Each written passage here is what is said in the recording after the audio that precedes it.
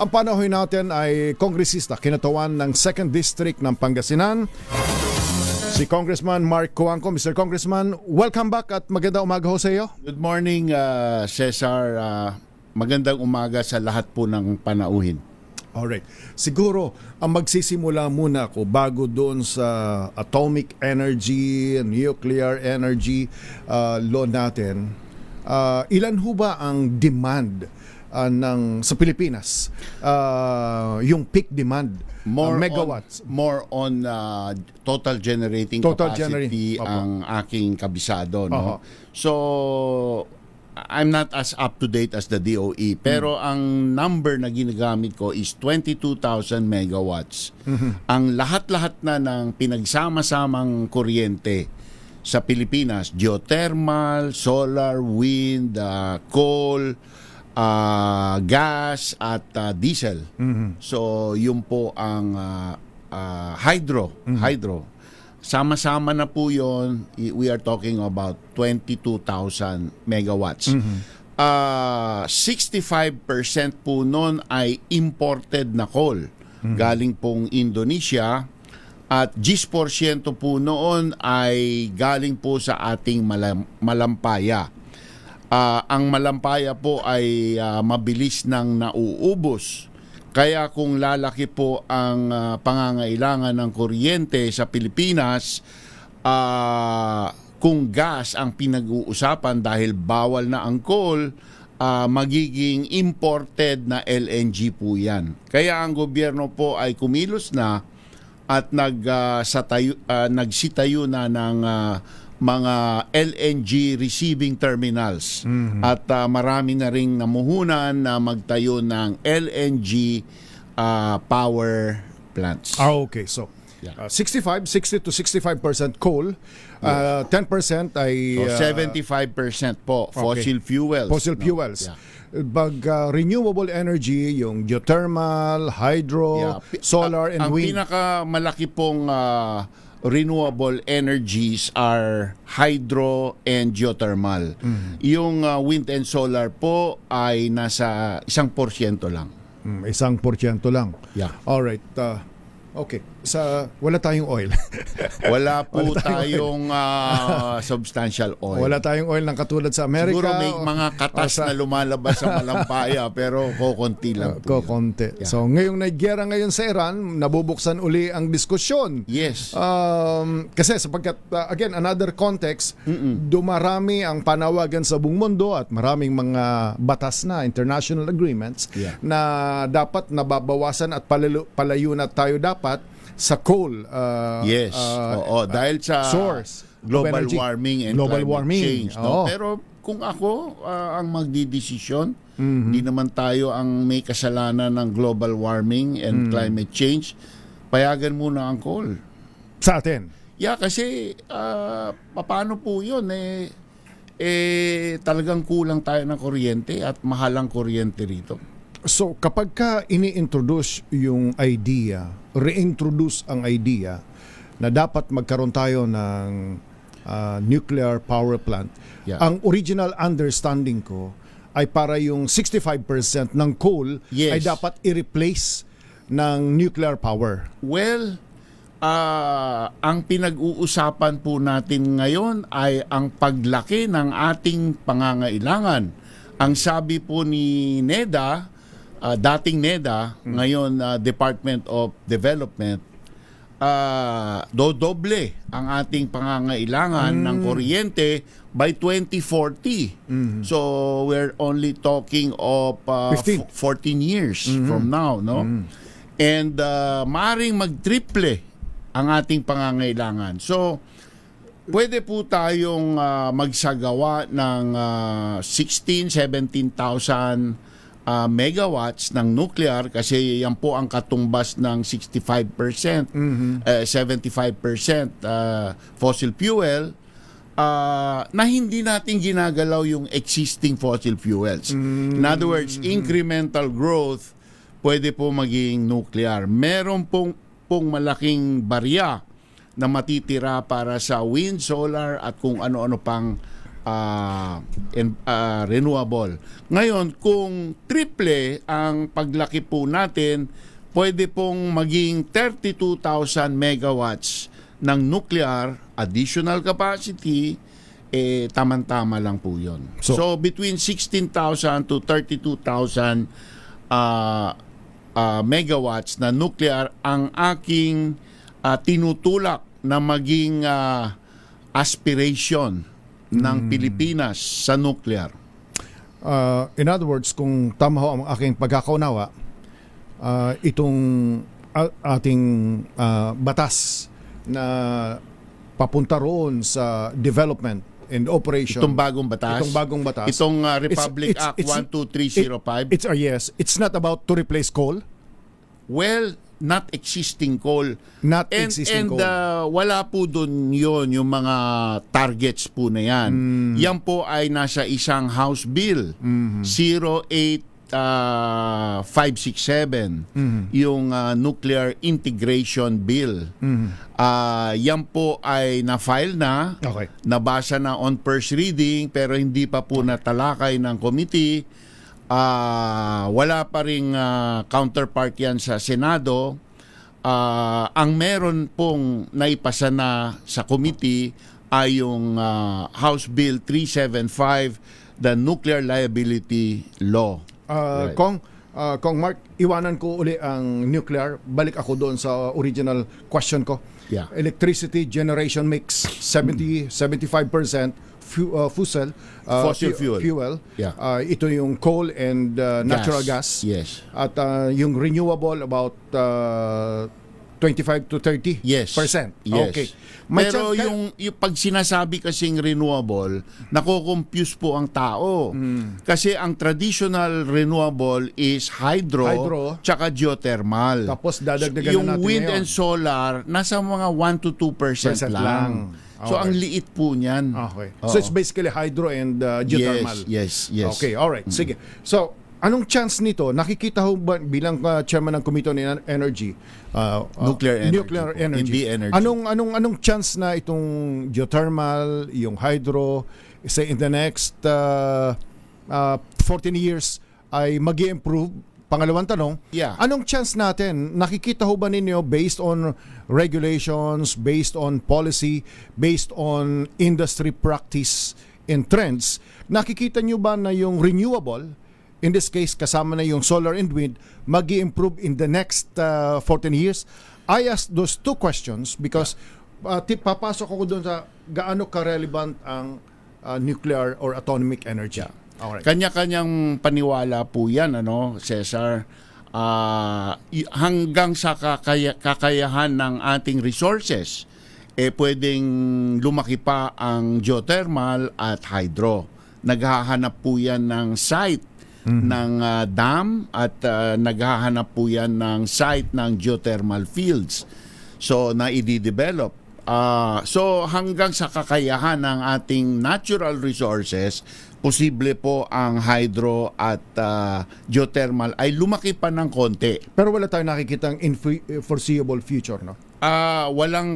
Walang kasing laki ng ating pangangailangan. No? Right. Okay. Ngayon, pag yung wind and solar, yun nga po ang sentro ng PEP ni DOE, Philippine Energy Plan. No? Gusto nila 50% ng delivered electricity by 2040.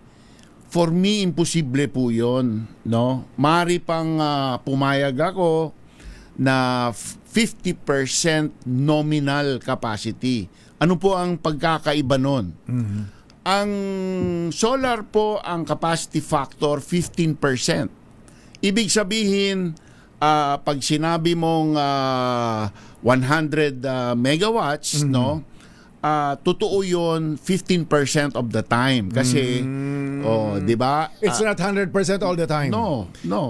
Kasi during its peak, 15% lang. Yes, kasi po may gabi. May gabi. Yes, 'di ba? May ulap. 'Di ba? Okay. 6 months of the year nasa monsoon tayo, maulap. So mahina ang solar. Ang wind naman 40% ang capacity factor. Meaning, kung minsan wala talagang wind, as in zero. So walang lalabas dyan. So kailangan mapipilitan ang Pilipinas pag doon po umasa na mag-construct ng LNG plants. Kasi magiging imported po yan. Mas mahal pa po yan sa coal. Ang nakikipag-agawan po dyan ay ang mga mayayaman na bansa like Europe, no? China, Japan, Korea, Taiwan, India. Whatever, India. Case in point, ang China po ay bumili ng 20 years ng buong supply ng, if I'm not mistaken, Oman or one of Africa. those countries, no? No, sa Middle East, no? Middle East. So, ang China po ang magiging May guaranteed supply. In other words, guaranteed supply. Pinakyaw po Pinakyaw nila lahat for the okay. next 20 years. Paano pa tayo makikipagkompetensya dyan? No? So, and to think, hindi lang ang China ang may capability na gumawa niyan. Exactly. Japan, Korea, kayang gumawa niyan. Tayo hindi. At yung bansa naman na katulad ng Oman, yung mga bansang katulad ng Oman, mas gugustuhin rin nila yan. Yes. Na may maliwanag na silang pagsosuplayan at maganda ang presyo. So, sa konteksto pong yun, swak na swak po sa atin ang nuclear power. Alright, sige. Yes. Mamaya sa ating pagbabalik, pag-uusapan natin yung bagong batas na inakda mismo ni Congressman Mark Cojuangco. Kaya ko siya in-invite. Sapagkat in the past few years, ang pakiramdam ko, parang Lone Ranger siya.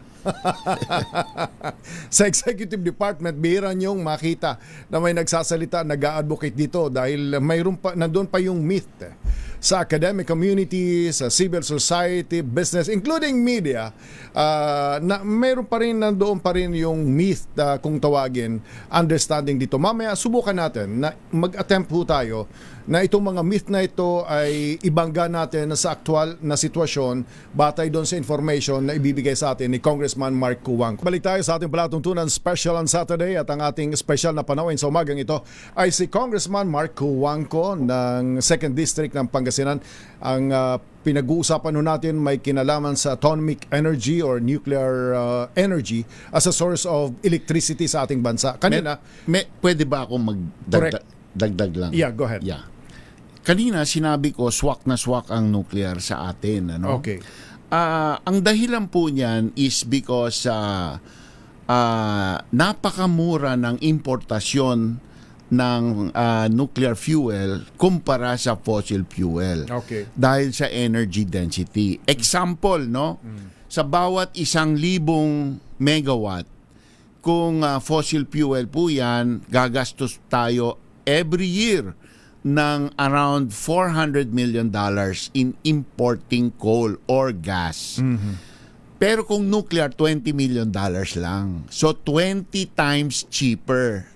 Ang laki pong pagbabago niyan. Yan ang hindi maintindihan ng tao. Yung energy density ng nuclear, yun po ang malaking diferensya.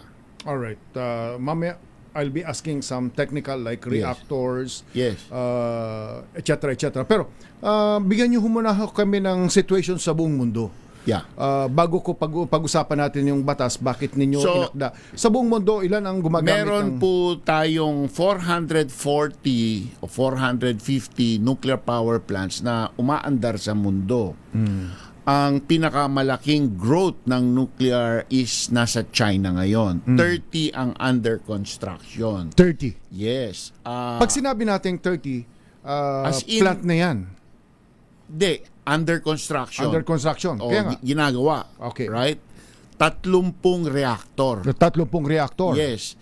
Ngayon, Ang capacity ng bawat isa is 1,000 mga more or less 1,300. nasa mga 1,000, o di ba? 1,000 megawatt. Okay. Yes. So last year alone, ang China ay nag-approve ng 10 bagong start. In other words, mag-uumpisang construction ng 10. Taon-taon halos 10 ang ina-approvehan ng China na bagong umpisa. By 2030, lalagpasan nila ang Amerika Na 93 or 94 ngayon. 94 nuclear plants. Lalagpasan po nila. Well, they will exceed America's capacity before 2030. But in number of count, they will exceed USA in 2030. In 2030. So, sa Europa, ang dami ring gumagawa, no? Nandyan po si Finland, si Sweden, si Belgium, si Netherlands, si UK. Itong mga ibang bansa, just recently, 2-3 years ago, bumaliktad from being anti-nuclear to pro-nuclear. No? Poland, Eastern Europe, no? Saan pa? Bangladesh. This year, mag-switch on na nung bagong reactor nila, katumbas ng 2 bataan. Next year, another one, katumbas ng 2 bataan. So, 4 na bataan na yon. Umu-order pa po sila ng 2 from Russia. Turkey, 4, katumbas ng 8 bataan. Right? Egypt, 4, katumbas ng 8 bataan. Lahat ito, sabay-sabay po ginagawa. So, maiiwanan po global trend ito. Global trend Not po only ito. Asia trend, not only Europe, but global trend. COP28 for the environment, ginanap sa UAE. Nandun po ako. First COP na inattendan ko. Nagdeklara ang 34 countries na dapat imposible, nagdeklara muna sila na imposible ang net zero by 2050 kung walang nuklear. Okay. Ang pangalawang deklarasyon, kailangan ang mundo mag-triple ng nuklear by 2050 para masugpo ang global warming and climate change. Right? Si Biden ang nagtulak niyan nung presidente pa siya. Democrats traditionally anti-nuclear yan sa Amerika. Pero ang deklarasyon ni Biden mismo, dapat ang Amerika mag-triple nuclear by 2050. Nanalo si Trump. Ano sabi ni Trump? Kulang ang triple. Dapat quadruple nuclear by 2050. So, ang buong mundo po, pati ang Japan, kung saan nangyari ang Fukushima. 'Di ba? Gusto nilang bumalik, umandar ulit ang lahat ng sinara nilang nuclear plant, gumagawa pa sila ng bago. All right, two takeaways doon sa binagito ninyo. Doon mismo sa COP a few years ago, COP 28. Sa UAE, sinasabi na hindi pwedeng labanan ang climate change kung wala kang nuclear energy. Imposible daw. Alright.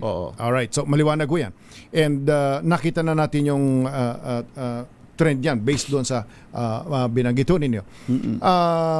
Nabanggit nyo rin yung Bataan.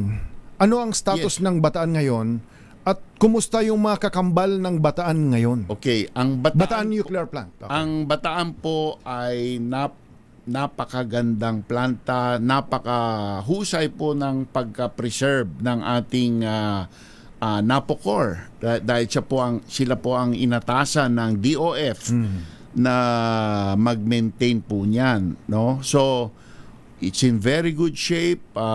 It's an extremely well-built plant, napakahusay ng pagkagawa, and kulang na lang po yan ng commissioning para umandar. Ang kailangan po 4 na taon para mangyari po yon kung desisyonan na gustong paandarin. Ang kambal po niyan, Cory 2 sa Korea, KRSKO sa Slovenia, Angra 1 sa Brazil, lahat po yan umaandar. Hanggang ngayon? Award winners po yan. After 4 decades. After 4 decades. Yan po lahat na nagkaroon na ng license extension for another 20 years. Yan yung nakikita sa YouTube ninyo, sa Facebook. Yeah. After 20 years, entitled po sila ng a second 20-year extension for a total operating lifetime of 80 years. Congressman Mark, binanggit niyong kambal sapagkat yung gumawa ng Bataan Nuclear Power Plant, siya rin ang gumawa nitong sa Korea? Yes. Okay. At hindi lang yung gumawa, same model, as in exactly the same model. Alright. Yes. Okay. Oo. Exactly the same model. So kung nandun ka sa control room ng mga plantang yan, akala mo nasa loob ka ng BNP. Bataan Yes. Nuclear Power Yes Plant. po. Yung bang Bataan Nuclear Power Plant ay maayos, malinis, Yes. operational? Pumunta po tayo doon, ituturo po kita at ikaw mismo ang maghusga kung gaano kaganda ang ating planta. Operational feasibility, nandyan pa? Actually po, ako po ang nagtulak sa KHMP dahil sanhi po ng ating EPIRA law, bawal gumastos ang Philippine government for anything na papunta sa pagpatakbo ng kahit anong technology na power plant, right? Ayon sa EPIRA. So sabi ko na doon sa Koreano, sabi ko, wala akong may handog sa aking presidente na nagsasabi ganito lang ang cost niyan, ang gagastusin para paandarin yan. Kayo na ang gumawa ng feasibility study para may maihandog ako sa aming presidente. May maisubmit. So nakumbinsi ko po ang KHMP. Noong pumunta ang presidente nila dito sa Pilipinas during state visit, nagkapirmahan po. Unang-una, bago po mangyari yon, dinilayed ng DOE ng almost 2 years. Paikot-ikot po sa lahat ng ahensya ng ating gobyerno. Bureaucratic red tape. Exactly, no? And then, ngayon, napirmahan na, mahigit 1 taon na naman ang lumipas, hindi pa rin na-implement. Okay. Dahil ang daming technicalities na wala namang koneksyon doon sa project. Okay. Alright, babalikan natin si Congressman Mark Cojuangco. This time, pag-uusapan na natin yung batas na inakda niya mismo patungkol ho dito sa creation ng Philippine Atomic Energy Regulatory Authority at iba pa. Maraming komento rito sa YouTube channel natin, Congressman Mark Cojuangco. Sabi ni Idoro, sinasabi niya na he researched well on nuclear energy. Siguro dahil ang tagal na ng panahon niya pinag-aralan niyo ito. 19 na taon na po. 19 years. Yes. Pinatatanong sa iyo ni Minda, pakitanong sa ating panauhin, bakit di pa tinatap o gamitin ang energy source sa Liguasan Mars dito sa Mindanao? At sinasabi niya about 50 trillion barrels of natural gas ang pwedeng makuha ron. I don't know the source. Siguro po kung meron talaga yan at madali at mura, marami ng kumpanyang nag-exploit po niyan. Alright. Pag-usapan natin yung batas na inakdaho ninyo. Yes. Una, itong Philippine Nuclear Atomic Energy PhilAtom. PhilAtom. Alright. Para saan ito? Ang mali po ng ating struktura noon, yung promoter ng gobyerno sa nuclear technology at yung regulator ay nag-iisa, ENRI. Dati po may hiwalay po yan. May PAEC tayo dati. Kumbaga yung developer, siya rin ang regulator. Exactly, which is conflict of interest. Yes. Sa mata ng lahat ng international agency, correct. mali po yun. Dapat yung enforcer ng compliance hiwalay. Oo. Okay. Tapos, ang ahensyang yan, under sa department, dapat yan independent. No? So, fiscally independent, politically independent, right? Para hindi ma-pressure. So, yun po ang ating ginawa sa bagong batas when we created PhilAtom. Alright. Yung bagong batas na ito, tininan ko sa ASEAN, Vietnam, yung the first 5-6 na malalaki, Thailand, Cambodia, Indonesia, Singapore, Philippines. Sama na natin yung Myanmar, Laos, Cambodia. Nakita ko na yung mga batas nila ay patungkol sa research on nuclear energy, kung hindi man about safety. Ang pagkakaiba yata ng batas ninyo, maliban sa safety, maliban sa research, pwede na siyang development, operation, and maintenance.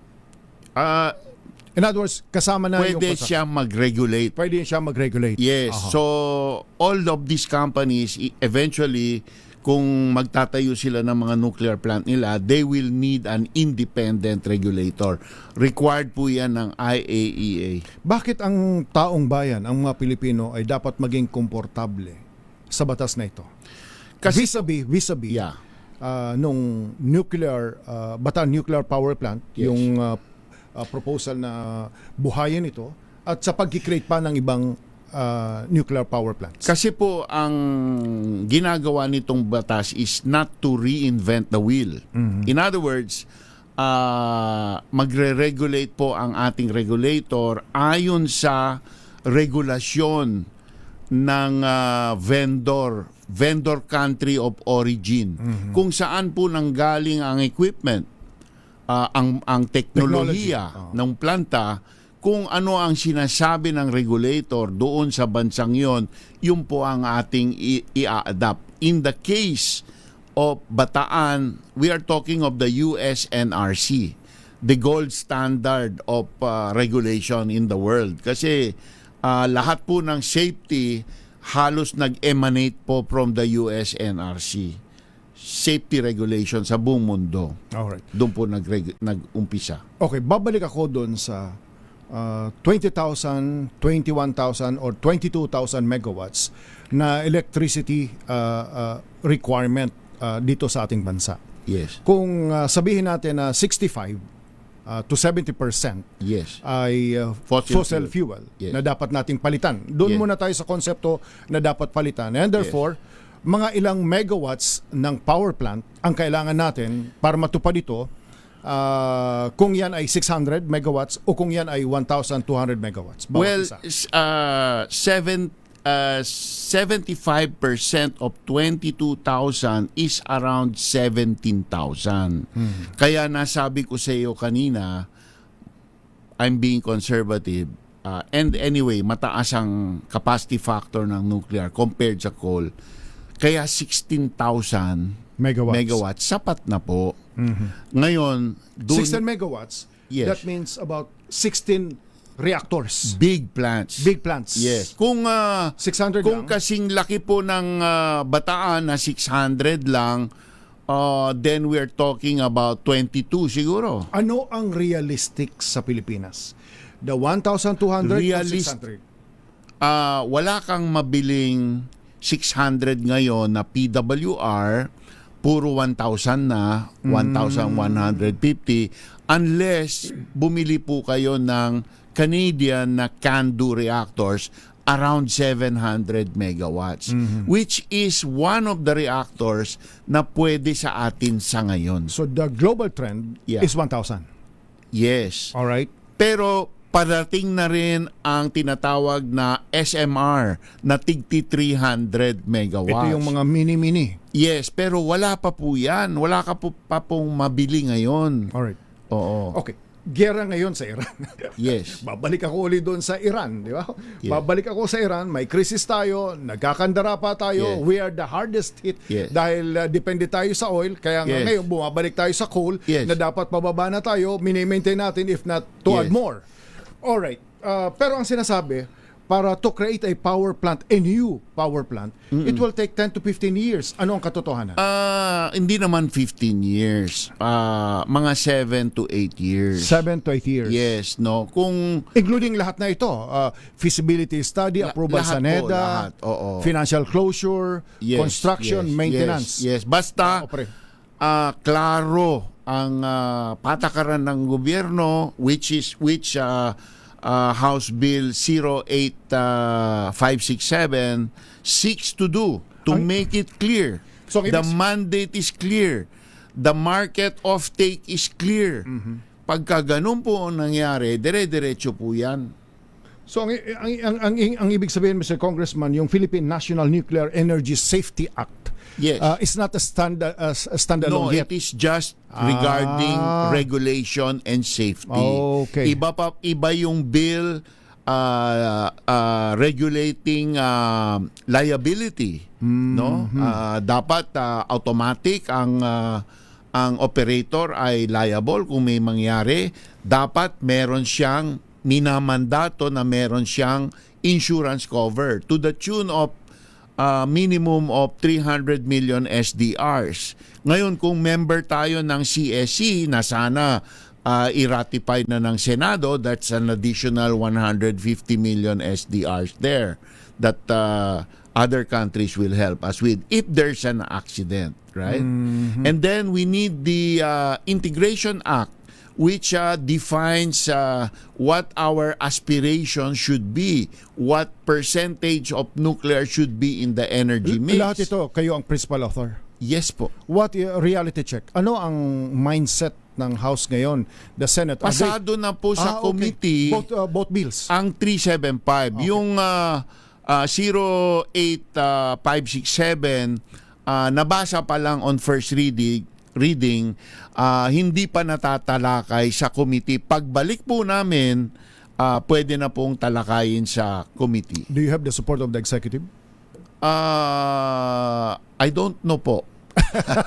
But I think I have the ear of my colleagues. Okay. No? And there are a few senators that are anxious for an alternative energy source. Alright. Panauhin pa rin natin si Congressman Marco Wangco, 2nd District ng Pangasinan. Pinag-uusapan natin yung batas na siyang principal author and sponsor at ngayon ay nilagdaan na ng Pangulo. Wala pangalang IRR. Wala pang IRR. Ano? Yes po. Overdue na ho ba? In fact, labag na po tayo sa batas dahil ayon sa batas, 180 days after the enactment of the law, dapat dyan na po yung IR. Within 180 days. Yeah. Okay. But up to now, hindi pa po na a-appoint yung gagawa ng IRR. Wala pa po tayong 4 na Deputy Director General tsaka isang Director General na siyang nakatakda sa batas na sila po ang kailangan gumawa niyan. Hindi pwedeng ipasa yung responsibilidad sa PNRI. Dapat dito matindi yung vetting ng kung sino man yung maging director at Director General. Dapat po. Mga PCCs to ba ito? Engineers? Naka-define po sa batas yung qualification na dapat po ilan sa kanila ay enhinyero or physics or chemistry. Isa lang po ang pinapayagan doon na abogado. Among deputy. Yes, oo. So, mabuti na 'yon. Hindi ba kasi kuminsan po sobra abogado. All right, Congressman, by the way, go ahead. Cesar, picture number 32 is about safety. All right. 32, 33, 34. Yeah. Okay, yan. Nuclear safety energy source of all. Why should we be Yeah, in other words, what this implies why should we feel safe is that nuclear saves lives. Right? So the narrative of media, according to historical data, is wrong. They should be asking other energy sources, hey, if it was nuclear, there would be no death to pollution. Can you answer the same for your technology? All right. Tanong ni Tere Atienza, saan dadalhin ang nuclear waste? May nabasa ako noon, tinatapon sa dagat na nasa mga sealed na drums yata yon. Yeah. I-differentiate po natin yung nuclear weapons waste and yung pong istorya niya has to do not with commercial nuclear power but with the weapons industry post World War II, no? So when we talk about nuclear waste, we are talking of spent nuclear fuel assemblies, which are tubes, arrays of tubes. I have a picture there, but your person doesn't know siguro which one. Ito po will stay in the reactor for 4.5 to 6 years. Okay. When it comes out, it will look exactly the same as when you put it in. In other words, it does not create muddy water, it does not create dirty water or gases or anything like that. Yun po ang pag lumabas po yun, highly radioactive. Yan po ang tinatawag na high-level nuclear waste. Ang hindi po naintindihan ng tao is that the energy extracted from this is only 5%. So it has a 20 times reusability. So it is a great national wealth that will be used in tomorrow's fast reactors, right? After which, if you use it in a fast reactor, it becomes safe in 100 years and less radioactive than soil in 300 years. So which means the waste are actually assets. Exactly. Now, if we are too nervous that we don't want to wait and we want to dispose, those are nuclear fuel. Yun ang tinatawag na high-level nuclear waste pag lumabas. We encase it in stainless steel tubes, hermetically sealed, welded on both ends. We put it in a borehole 2 kilometers deep, which goes horizontal another 2 kilometers. When we fill up the horizontal portion, we backfill with bentonite clay and concrete, and it is gone for eternity. Attention and cost-free for eternity. Kaya lang, you cannot use it anymore. It's gone forever. Alright, okay. Yeah. Sabi ni Tere, ang hirap isipin ng mga inaral ni Kong Mark sa nuclear power plant. Kasi 19 years na po. No? Ang dami kong kausap na expert. Acceptability. Kumusta ang acceptability ng mga Pilipino rito? Ayon sa SWS survey, I showed you the picture earlier, 82% of Filipinos want nuclear power, around 60+% want nuclear power in Bataan itself, no? So, aywan ko kung bakit may problema, bakit nananatili ang narrative, especially ng ating media, na dapat maging concerned tayo sa safety. Nuclear saves lives. The question should be, can we afford not to have nuclear? To be environmentally friendly and to lessen the mortality of each terawatt hour. And you're saying COP21 says we cannot. We cannot achieve the goals of a net zero by 2050 without nuclear.